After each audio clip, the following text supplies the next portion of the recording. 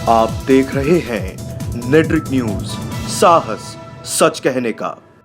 Delhi NCP के प्रदेश अध्यक्ष रमेश गुप्ता हमारे साथ मौजूद हैं। आप लोग इस समय दिल्ली में चुनाव लड़ने की तैयारी कर रहे हैं, तो क्या 7 सीटों पर लड़ेंगे?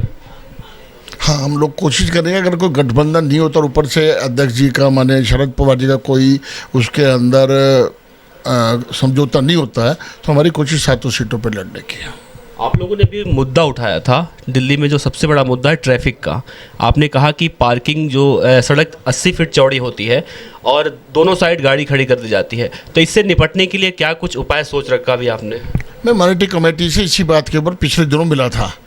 वो लोग भी मतलब जैसे कहते हैं कि एक ठीक है पावर्स है उनके पास, मैं नहीं समझता कि वो लोग भी कोई एक लेवल के ऊपर जाके मतलब जाए इस निगाह से देख रहे हैं कि हम लोगों ने वो सिर्फ एक ऑर्डर पास कर रहे हैं। जाके अगर वो जाति तौर के ऊपर बाज़ारों में जाके देखें कि प्रॉब्लम क्या आ रही है, तो मैं समझता हूँ कि उससे रिजल्ट ज़्यादा बेहतर निकलेगा बनस्बत इसके कि कमरे में कोर्ट में बैठ के ऑर्डर करने से, या वो अपना कोई कमीशन जितने वहाँ पर बनाए, वो जाके सर्वे करके उनको बताए कि असली प्रॉब्लम क्या है। मेन प्रॉब्लम जो है लोगों की दुकानों से बाहर अपना कब्जा करना, पटरियों के ऊपर पटरियों का जमावड़ा होना और कारों की पार्किंग अनाप शनाप तरीके से लगाना। अगर ये 3 चीज़ें इलाके के वो पदाधिकारियों को ये कह दे कि तुम्हें सज़ा के तौर पे देखा जाएगा, जहाँ भी मिलेगी, तो मैं समझता हूँ कि 2 रोज़ के अंदर दिल्ली आपको बिल्कुल पेरिस की तरह नज़र आएगी। दिल्ली में आम आदमी पार्टी, बीजेपी, कांग्रेस, इन तीनों का ही कब्जा रहा है।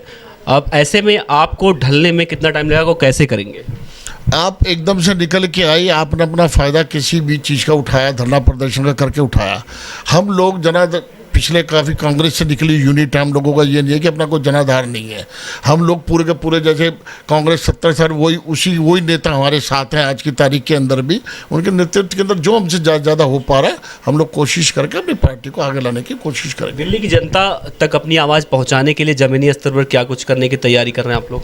जो मैंने बताया कि हम लोग जो है इलाके से लेके अपने ऑफिस तक फ्री के अंदर जो है महिलाओं की सेवा करके उनके लिए हम लोग कुछ अपना केंद्र खोलें, जहाँ पे उनको पेंटिंग का, सिलाई का और अपना ब्यूटिशियन का कोर्स वगैरह कराएंगे। और यहाँ पर जो है हम लीगली इनको फ्री के अंदर एडवाइस करेंगे और जो पब्लिक की तकलीफ़ें होंगी उसके लिए हम LG हाउस जाना पड़े, CM जाना पड़े, प्रधानमंत्री जाना पड़े, रोड पे जाएंगे, उनके लिए संघर्ष करेंगे पब्लिक के लिए। तो LG हाउस तो केजरीवाल भी जाते हैं, होता कुछ नहीं है।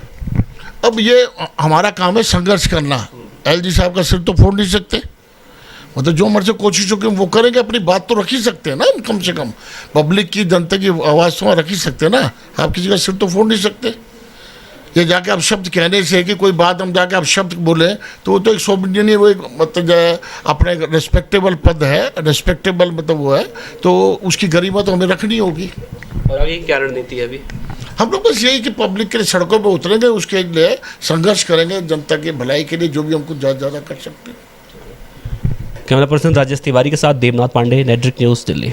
हमारे साथ जुड़े रहने के लिए हमारे YouTube चैनल को सब्सक्राइब करें, साथ ही बेल आइकन को दबाएं। नेट्रिक न्यूज़ की खबरें सबसे पहले देखने के लिए।